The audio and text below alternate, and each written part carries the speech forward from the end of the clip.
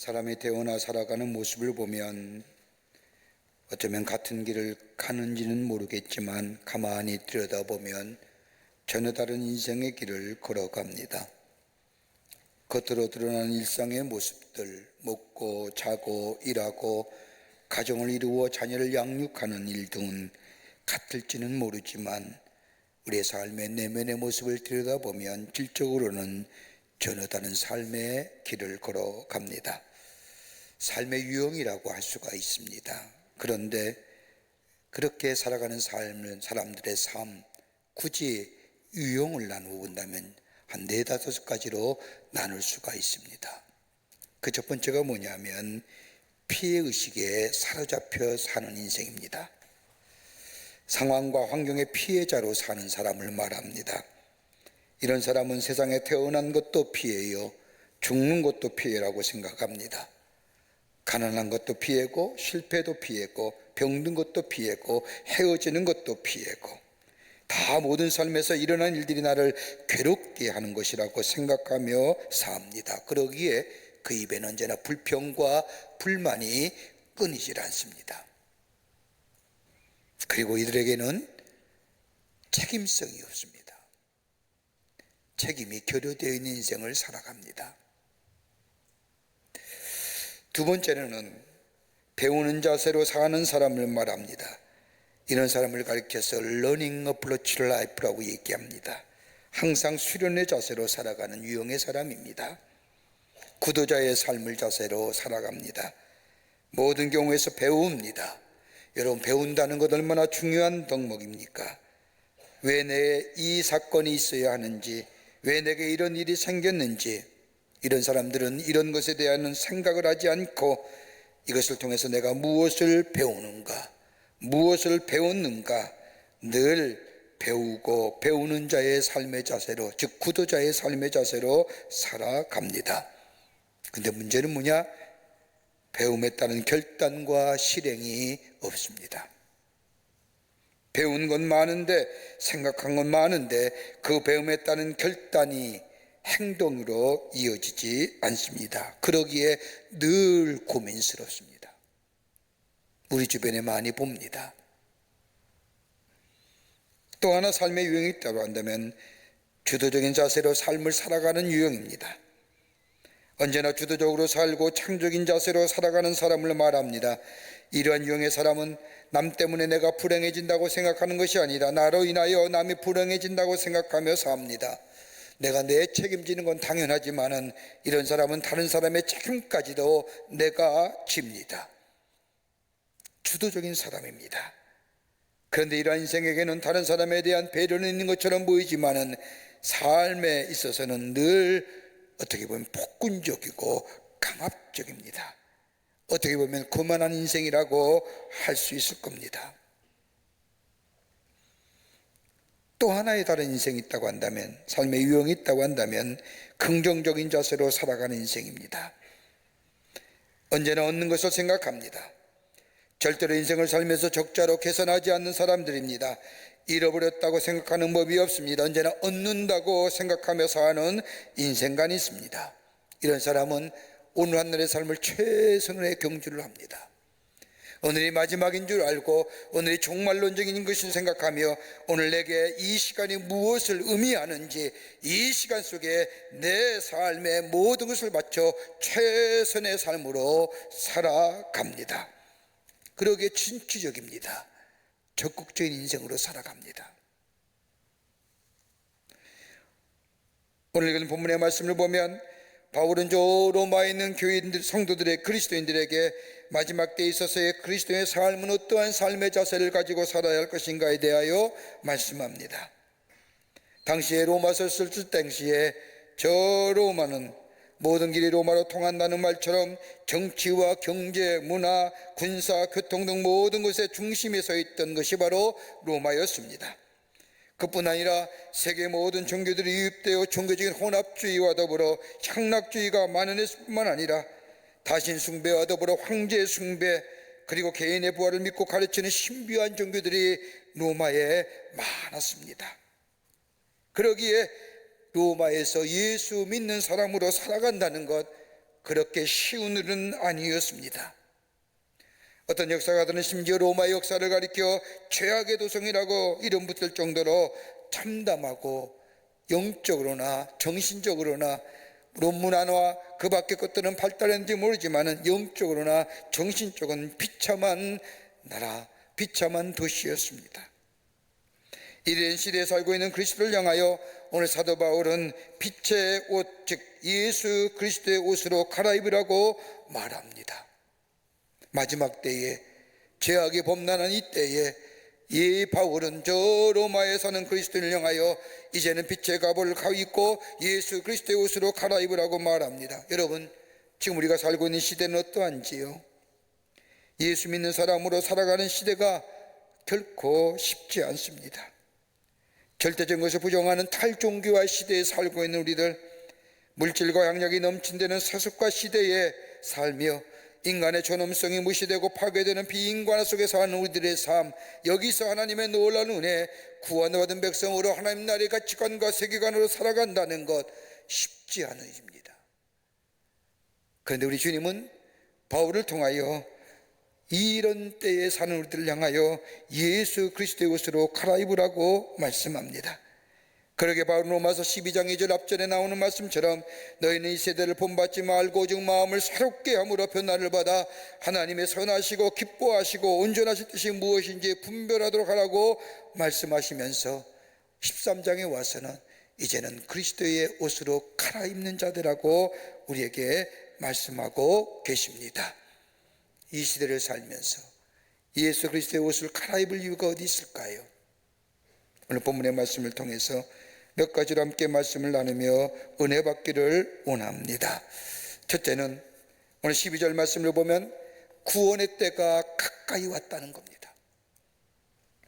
12절에 밤이 깊고 낮이 가까이 왔으니 밤이 깊었다는 겁니다. 이 시점이 깊은 밤으로 치닫고 있다는 겁니다. 여러분, 밤이 깊었다는 것은 다름이 아니라 낮이 가까이 왔음을 말하는 겁니다. 밤은 아침을 예고합니다. 캄캄하고 어두운 것, 그냥 밤의 무서움만 얘기하는 것이 아니라 아침을 예고하는 겁니다. 밤이 깊었다는 것은 그만큼 아침이 가까이 왔음을 말합니다. 여러분, 남자라면 다 한 번씩 경험했을지 모르겠지만 여러분, 군대에 가서 보초 쓸 때 한번 보십시오.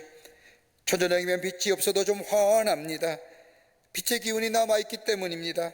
그러다가 점점 빛의 기운이 사라져 어두워집니다. 늦은 밤 새벽 3, 4시경이 되고 보초를 쓰게 되면 아주 캄캄해서 불빛 하나 보이질 않습니다. 그렇게 어두워졌다가 점점점 어둠이 물러가고 저 동력에서 밝은 빛이 달아오는 순간 하나의 신비로움이 우리 가운데 다가옵니다. 여명이 나를 비추는 것 같습니다.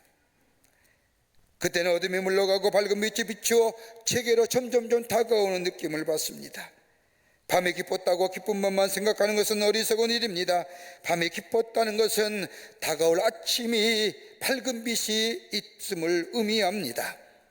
여러분, 우리가 구원받았다는 게 뭘까요? 그래서 구원받았다는 것은 영혼의 구원만을 생각하지만은 그렇지 않습니다. 성경이 말하는 구원은 전인적인 구원입니다. 우리의 육체가 죄로 인하여 더러워진 육체가 구원받는 겁니다. 정결한 행실, 깨끗한 행실로 바뀌어지는 것이 구원받은 자의 모습입니다. 더 나아가 우리의 마음이 달라진 겁니다.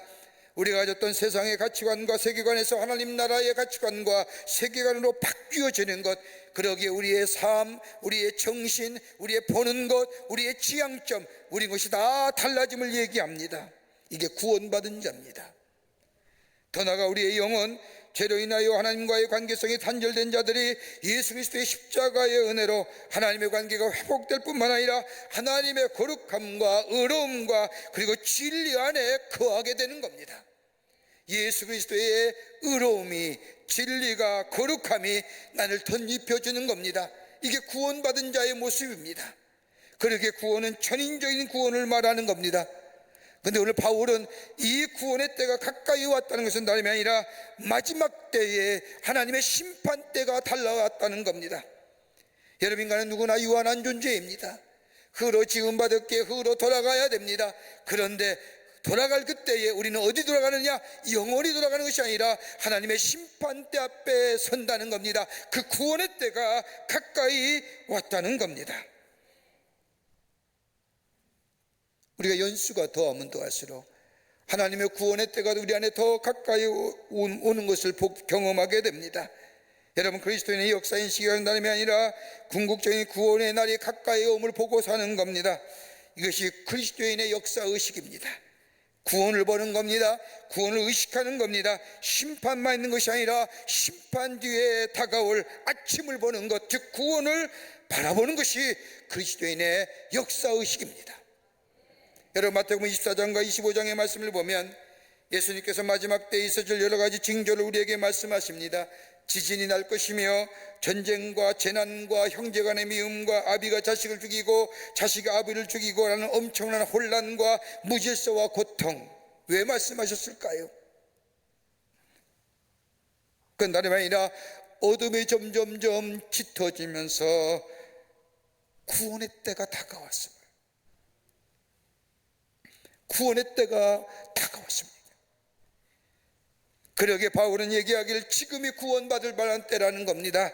내가 구원받을 때입니다. 유한슬리 목사님 하는 것처럼 어제도 구원받고 오늘도 구원받고 내일도 구원받고 우리 안에 구원의 놀라운 감격이 매일매일 우리 안에 있게 될 때에 바로 그것이 바로 그리스도의 옷으로 새롭게 갈아입는 것이요, 그것이 바로 빛의 성도요, 그 마지막 때의 구원의 날에 하나님 앞에 담대히 설 수 있는 자의 삶의 모습이라는 겁니다. 그러기에 지금이 바로 구원받을 때요, 예수 그리스도의 옷으로 갈아입을 때라는 겁니다. 갈아입어야 됩니다. 두 번째는 그러면서 바울은 어둠의 일을 벗어버리라고 말합니다.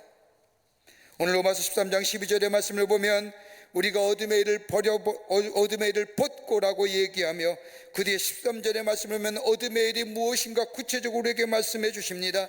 방탕과 술 취하지 말며 음란과 호색하지 말며 쟁투와 시기하지 말며, 즉 어둠에 속한 일을 벗어버리라는 겁니다. 여러분, 우리 주변의 모습을 가만히 보십시오. 얼마나 어둠의 일들이 일어나고 있는지요.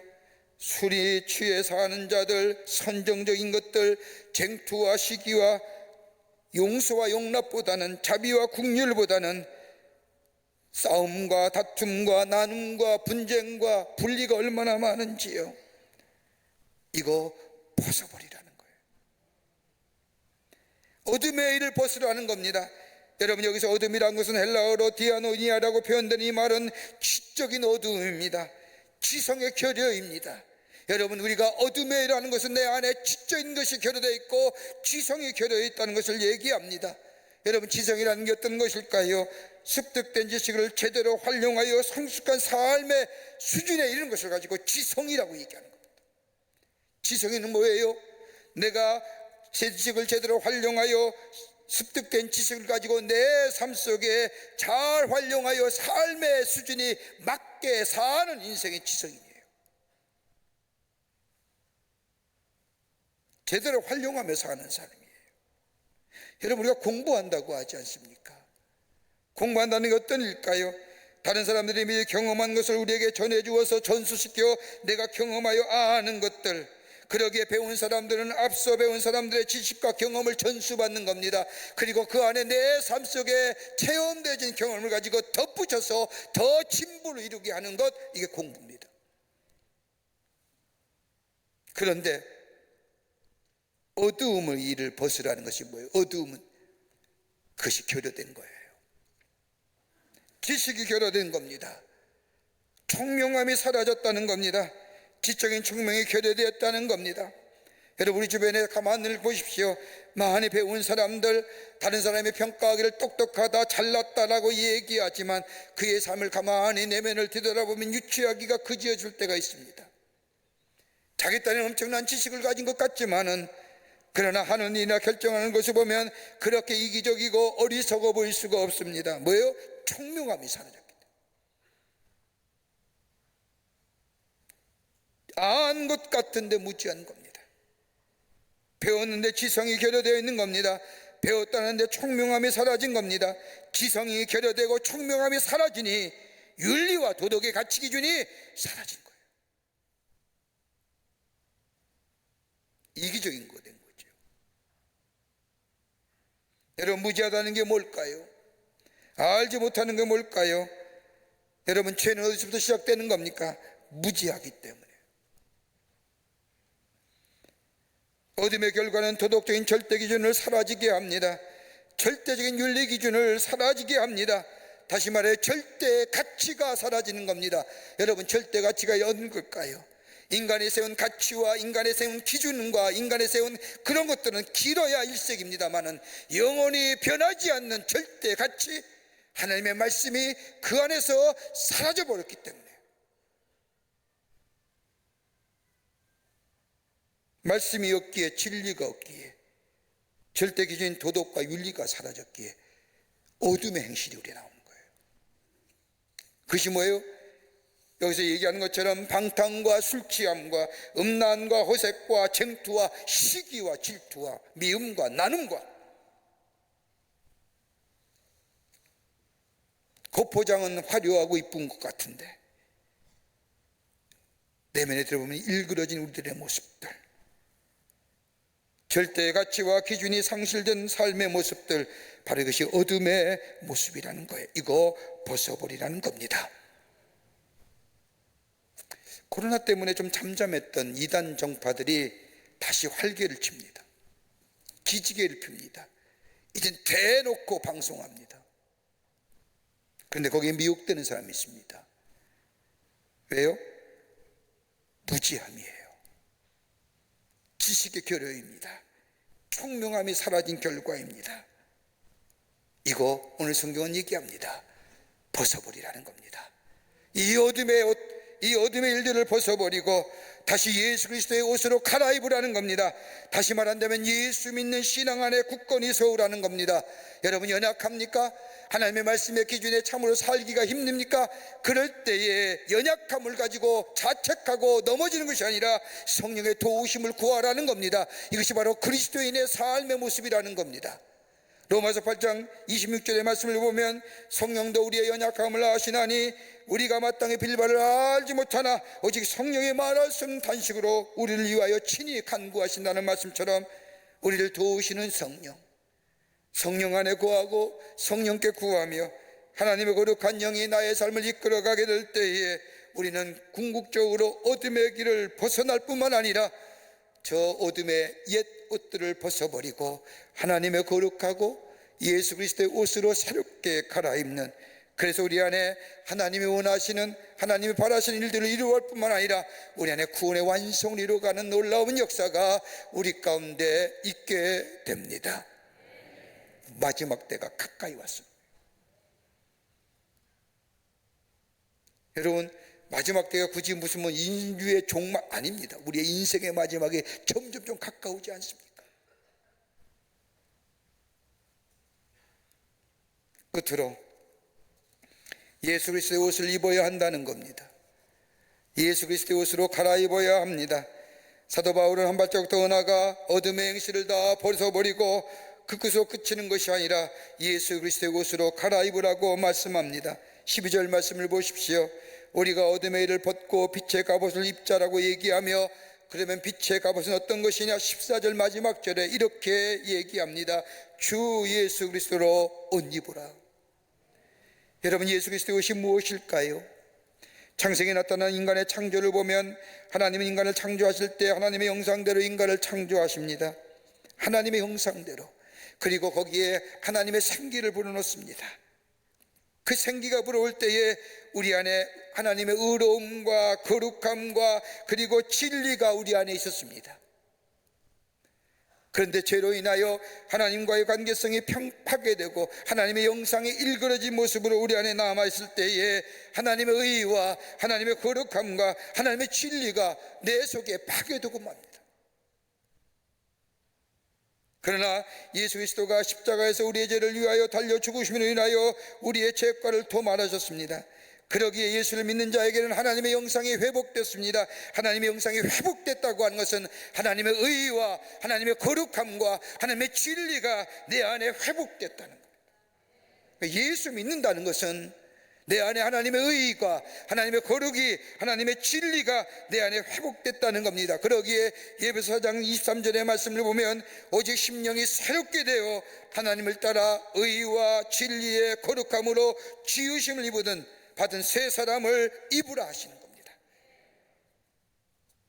다른 것이 아니라 하나님 안에, 우리 안에 하나님의 말씀으로 새로워진 사람, 하나님의 의로움이 있어야 되며 하나님의 거룩함이 내 안에 있어야 되며 하나님의 진리가 내 안에 있어 내 의로움과 내 안에 있는 거룩함과 내 안에 진리, 내 의와 내 공로가 아니라 하나님의 은혜로 내 안에 덧입혀 주신 이 하나님의 의와 진리와 거룩함이 내 삶 속에 드러나야 된다는 겁니다. 이게 예수 믿는 거예요. 여러분, 성경의 말씀을 보면 거룩하라는 말씀이 여러 곳에서 나옵니다. 그 대표적인 말씀이 레위기 말씀과 더불어 베드로전서의 말씀입니다. 레위기 19장 21절과 2절의 말씀을 보면 여호와께서 모세에게 일러 가라사대 너는 이스라엘 자손의 온 회중에 고하여 이르라 너희는 거룩하라 나 여호와 너희 하나님이 거룩함이니라. 베드로전서 1장 15절의 말씀을 보면 오직 너희를 부르신 거룩한 자처럼 행하라 너희도 모든 행실에 거룩한 자가 되라고 말씀하십니다. 거룩하다는 게 뭘까요?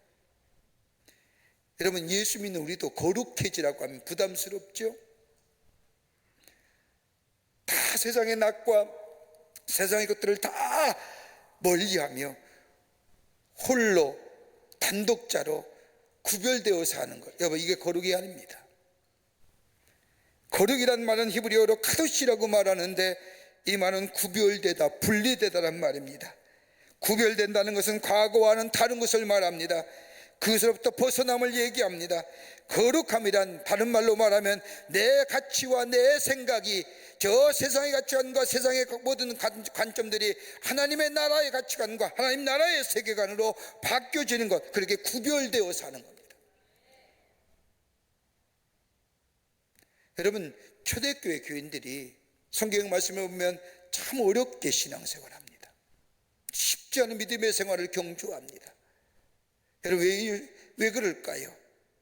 여러분, 초대교회 성도들이, 예수 믿는 사람들이 복음이 가난한 사람에게, 어려운 사람에게 증거되기 때문에 저들이 회심하여 예수를 믿는, 여러분, 그런 것도 있지만 여러분, 가장 결정적인 이유로 초대교회 성도들이 어려웠던 것은 어떤 거냐? 적어도 저 시장에 나가 장사로 하려고 길드라고 하는 상인조합에 들어가야 됩니다. 그러면 그 길드의 상인조합에 들어갈 조건이 하나 있습니다. 딱 하나입니다. 나는 로마의 황제가 나의 신입니다라고. 이 고백해야 됩니다. 근데 초대교회 성도들은 그거 못하거든요. 어떻게 로마와 로마 황제가 나의 신이 됩니까? 나의 주인, 나의 신은 하나님이십니다. 나의 삶의 주인은 저 로마 황제가 아니라 예수 그리스도입니다. 이 신앙 때문에 못 들어가는 겁니다. 내가 삶이 어려워도, 내 삶이 궁핍해도, 내 삶이 어렵고 배고파도 이거 못 버리기에